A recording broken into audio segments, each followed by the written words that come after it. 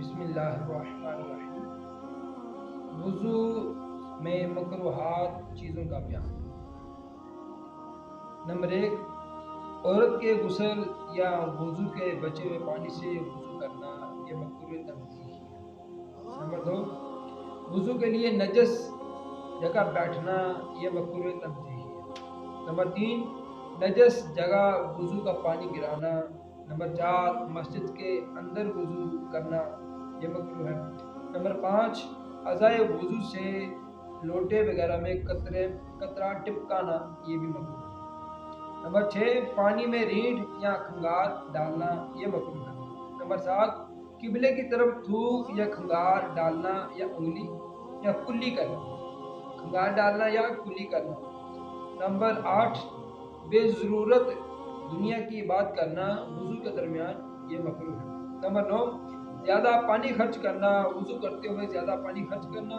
Number 10، وضو کرتے ہوئے اتنا کم خرچ کرنا کہ سنت ادا نہ ہو سکے۔ نمبر 11، منہ پر پانی مارنا یہ بھی مکروہ ہے۔ نمبر 12، منہ پر پانی ڈالتے وقت پھونکنا۔ نمبر 13، ایک ہاتھ سے منہ دھونا یہ رفاعت و حنوط کا شعار ہے۔ ایک ہاتھ سے منہ دھونا یہ بھی مکروہ ہے۔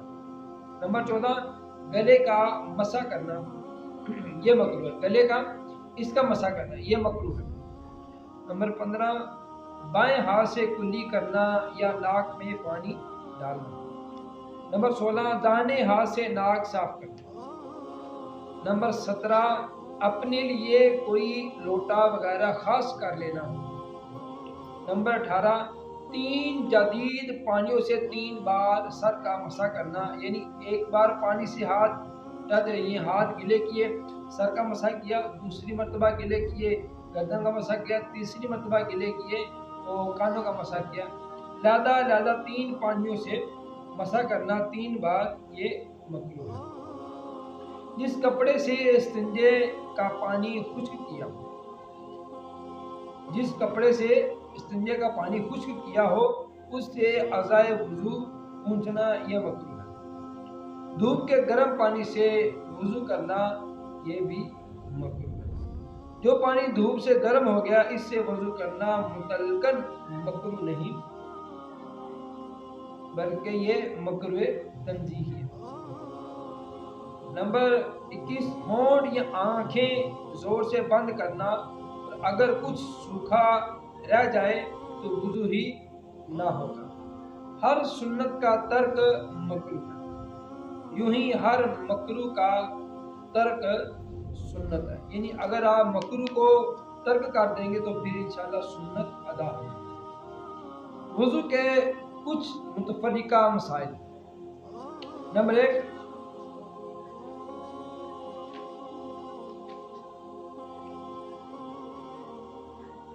وضو کے متفرقہ مسائل۔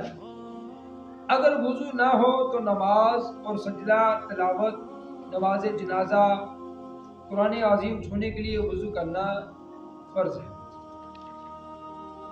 طواف کے لیے وضو کرنا یہ واجب ہے۔ غسل جنابت سے پہلے اور جنبی شخص کا کھانے پینے، سونے اور اذان و اقامت اور خطبہ جمعہ و عیدین اور روزہ مبارکہ، رسول اللہ صلی اللہ علیہ وآلہ وسلم کی زیارت اور وقوف عرفہ اور صفا و مروہ کے درمیان سعی کے لیے وضو کر لینا یہ سنت مبارکہ ہے۔ مثلا سونے کے بعد اور میت کے نہلانے یا اٹھانے کے بعد، یہ میت کو نہلانے کے بعد اور میت کو اٹھانے کے بعد، جمع کرنے سے پہلے اور جب غصہ آ جائے اس وقت، اور زبانی قرآن عظیم پڑھنے کے لیے اور حدیث اور علم دین پڑھانے اور علاوہ جمعہ اور عیدین کے علاوہ باقی خطبوں، یعنی جمعے اور عیدوں کے خطبے کے علاوہ باقی خطبوں کے لیے اور کتب دینی کتابوں کو چھونے اور کوڑی یا سفید داغ والے سے مس کرنے، بغل کھجانے یعنی بغل میں خارش کرنے، جبکہ اس بغل میں بدبو ہو، بدبو ہو، اس وقت غیبت کرنے، کہکا لگانے، لغو یعنی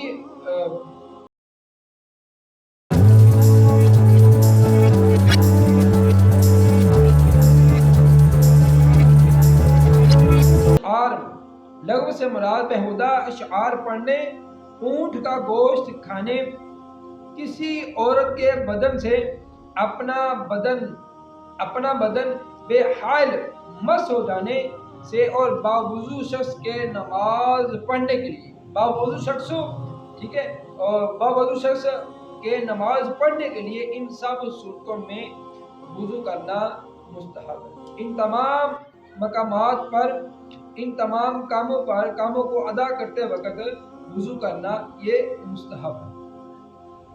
مسئلہ، جب وضو جاتا رہے وضو کر لینا مستحب ہے۔ نابالغ پر وضو فرض نہیں، مگر ان سے وضو کرانا چاہیے تاکہ عادت ہو اور وضو کرنا آ جائے اور مسائل وضو سے آگاہ ہو جائے۔ مسئلہ، لوٹے کی ٹوٹنی نہ ایسی تنگ ہو کہ پانی دقت کے ساتھ، دشواری کے ساتھ گرے، اور نہ اتنی کھلی ہو کہ حاجت سے زیادہ گرے، بلکہ لوٹے کی ٹوٹنی متوسط ہو۔ مثلا چلو میں پانی لیتے وقت خیال رکھیں کہ پانی نہ گرے، چلو میں پانی لیتے وقت خیال رکھیں کہ پانی نہ گرے، کہ اسراف ہوگا۔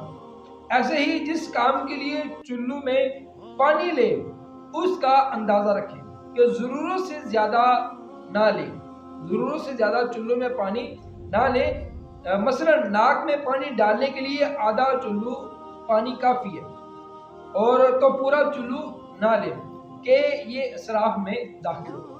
مثلا ہاتھ، پاؤں، سینہ، پشت پر بال ہوں تو ہر تال وغیرہ سے صاف کر ڈالے، یا ترشوا لے، یعنی کہ ترشوا لینے یہ بھی ٹھیک ہے، ترشوا لے، نہیں تو پانی زیادہ خرچ ہوگا۔ یعنی ایسے لوگ، ایسا بندہ جس کے جسم پر، جس کے بازوں پر، ان جگہوں پر جہاں پہ وضو کیا جاتا ہے، وضو کے اندر جو چیزیں دھوئی جاتی ہیں، تو کہتے ہیں کہ اگر ان جگہوں پر بال زیادہ ہیں تو کیا ہوگا، ان کو ترشوا لے، ٹھیک ہے، تو کیا ہوگا اس سے، اگر نہیں ترشوائیں گے تو پانی زیادہ لگے گا، اگر ترشوا لیں گے تو پانی کا خرچ کم ہوگا۔ ایسے ہی کہتے ہیں کہ بلحان ایک شیطان کا نام ہے جو وضو میں وسوسہ ڈالتا ہے، اس کے وسوسے سے بچنے کی بہترین تدابیر یہ ہے: نمبر 1 رجوع اللہ، نمبر 2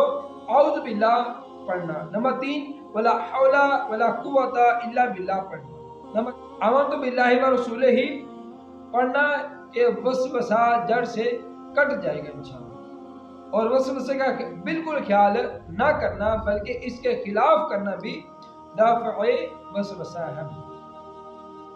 اللہ تعالیٰ ہماری